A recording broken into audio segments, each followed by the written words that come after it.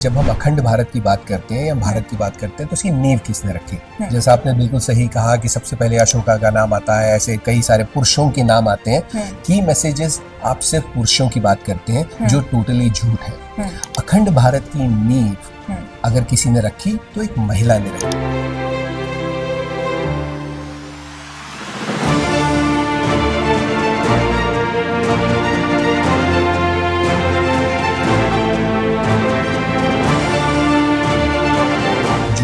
इतने सालों से, हजार सालों से गुमनामी में थी, जिसके बारे में कभी कोई बात नहीं हुई और इतिहास से सिस्टमैटिकली उसका नाम मिटा दिया गया। ये वो महिला थी जिसने 52 साल अपने जीवन के 52 साल इस देश को दिए, इस देश को सुरक्षा प्रदान करी। अब सोचिए कि यहाँ पे 550-600 प्रिंसिपैलिटीज, जो हम कहते हैं 10वीं शताब्दी 11वीं शताब्दी का वो भारत जिसको सोने की चिड़िया कहा जाता था, वो it was courtesy the valour of a woman. जय हिंद everyone and you are watching Law Street Journal. जब अखंड भारत की बात होती है तो कई लोगों के नाम जो है वो आपके जहन में आते हैं। अशोका का नाम लीजिए या कई बड़े राजाओं का नाम जो है अखंड भारत को बनाने की क्रेडिट में जाता है। लेकिन क्या आप जानते हैं कि एक ऐसी रानी थी जो गुमनाम है लेकिन अब उनका जिक्र हो रहा है और जिनको क्रेडिट दिया जा रहा है अखंड भारत की जो बाउंड्रीज हैं वो बनाने के लिए। आज हमारे साथ खास मुलाकात में डॉक्टर आशीष कोल हैं, जो कि जिन्होंने किताब लिखी है दीदा के ऊपर, क्वीन ऑफ कश्मीर। उन्हीं से जानते हैं कि ऐसा क्या है किताब में और कौन है ये दीदा। Thank you very much. जैसा आपके इसमें भी लिखा है राष्ट्र के हित में, तो मुझे लगता है कि हमारे राष्ट्र के हित में सबसे इम्पोर्टेंट बात ये है कि हमें पता होना चाहिए हमारे, जब हम अखंड भारत की बात करते हैं या भारत की बात करते हैं तो उसकी नींव किसने रखी। जैसा आपने बिल्कुल सही कहा कि सबसे पहले अशोका का नाम आता है, ऐसे कई सारे पुरुषों के नाम आते हैं। की मैसेजेस आप सिर्फ पुरुषों की बात करते हैं जो टोटली झूठ है। अखंड भारत की नींव अगर किसी ने रखी तो एक महिला ने रखी, जो इतने सालों से, हजार सालों से गुमनामी में थी, जिसके बारे में कभी कोई बात नहीं हुई और इतिहास से सिस्टमैटिकली उसका नाम मिटा दिया गया। ये वो महिला थी जिसने 52 साल अपने जीवन के 52 साल इस देश को दिए, इस देश को सुरक्षा प्रदान करी। अब सोचिए कि यहाँ पे 550-600 प्रिंसिपैलिटीज, जो हम कहते हैं 10वीं शताब्दी 11वीं शताब्दी का वो भारत जिसको सोने की चिड़िया कहा जाता था, वो it was courtesy the valour of a woman. जो यहाँ 600 राजा ऐश कर रहे थे, वो किस वजह से कर रहे थे? एक महिला के बलिदान की वजह से, जिस महिला का नाम भी कोई नहीं जानता था। Exactly.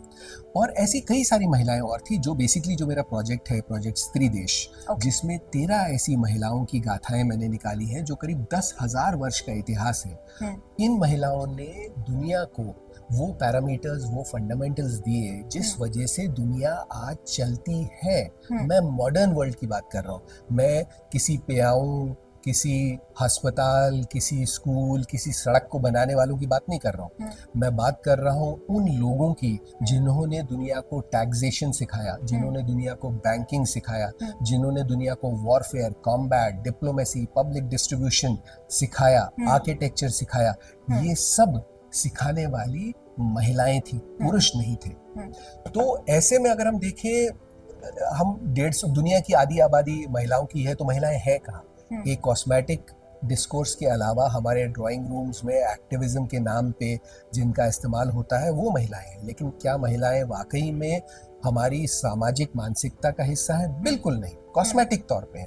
तो मुझे ऐसा लगता है कि ऐसी महिलाओं की बातें जब तक हमारे एजुकेशन सिस्टम में नहीं आएंगी, हमारे पब्लिक डिस्कोर्स में नहीं आएंगी, एक पुरुष को हमेशा ये लगेगा कि वो महिला की इज्जत केवल कॉस्मेटिक तरीके में कर रहा है। ये बदलाव, मानसिक बदलाव तब आएगा जब हमारे स्कूल्स में, हमारे कॉलेजेस में, हमारे समाज में महिला रोल मॉडल्स की इक्वल भागीदारी होगी। क्योंकि अभी तक जैसे कि आपकी किताब जो है दीदा पे है, तो उसके बारे में मैं जानना चाहूंगी कि ऐसा क्या है, कौन थी दीदा और क्यों आपने पूरी किताब जो है उनके बारे में लिखी है, उनकी बायोग्राफी। जैसा मैंने कहा कि दीदा वो महिला है जिसने अखंड भारत की नींव रखी। ये वो महिला है जिसने दुनिया को कॉम्बैट, वॉरफेयर सिखाया।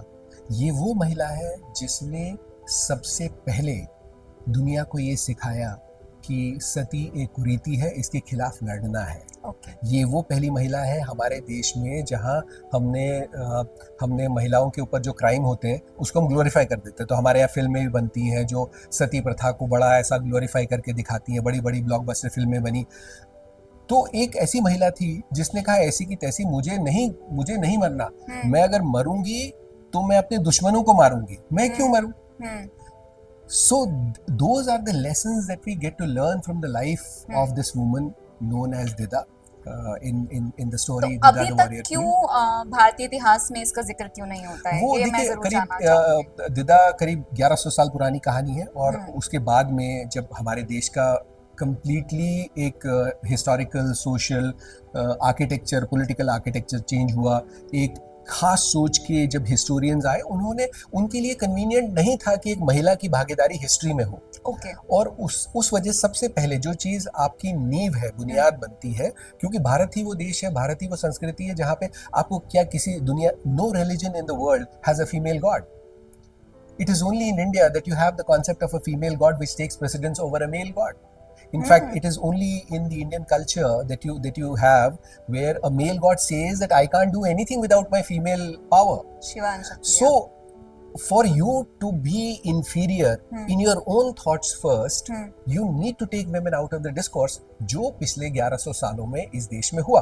और आज जब भी एक बच्चा बड़ा होता है तो उसको ये लगता है कि मुझे अगर महिला से तमीज से बात करनी है, वो एक कंपल्शन है उसके लिए, वो दिल से नहीं करता, क्योंकि अदरवाइज वही बच्चा बाहर जाके ईव टीजिंग क्यों करता है? Exactly. वही बच्चा जो घर में अपनी महिलाओं के साथ में बड़ा रेस्पेक्टफुल होता है, वो रेपिस्ट क्यों बनता है? नहीं होना चाहिए था।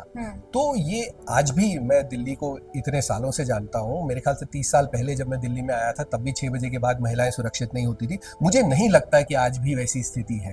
आज भी शायद बसों में जाने से महिलाएं कतराती हैं। मैं देखता हूँ अभी भी कहीं बाहर जाता हूँ तो ऐसा लगता है मुझे कि नहीं, स्थिति बहुत ज्यादा बदली नहीं है।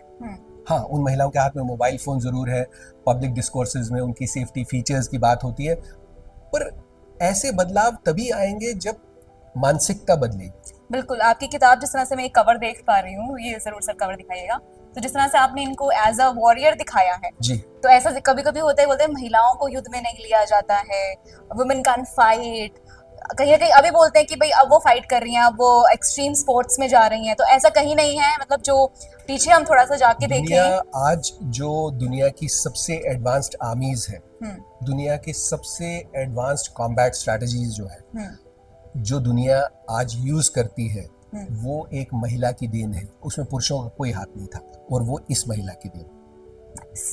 ग्रेट। जरूर सर पढ़ेंगे इस किताब को और जानेंगे कि और क्या कुछ दीदा हमें सिखा सकती हैं। आई थिंक जो चाहते हैं एज अ रोल मॉडल किसी फीमेल को देखना, कोई फीमेल रोल मॉडल चाहते हैं, तो जरूर कहीं ना कहीं ये मदद करेगी किताब। सबसे इम्पोर्टेंट चीज ये महिला की जो गाथा है उसका सबसे हाई पॉइंट ये है कि जब ये पैदा हुई थी तो इसके माँ बाप ने इसका त्याग कर दिया था। ओह। सो उस पॉइंट ऑफ व्यू से अगर आप सोचें, this is the story of a girl child who when born was abandoned by her own parents. She was raised by a maid. Wow. And who became what she became on her own merit. Wow. इसके ऊपर किसी godfather का हाथ नहीं था। Surviving skills. Ji.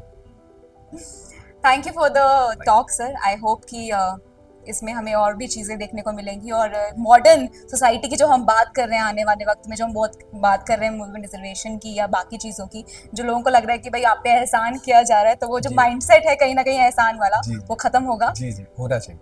Thank you sir, thank you for the talk.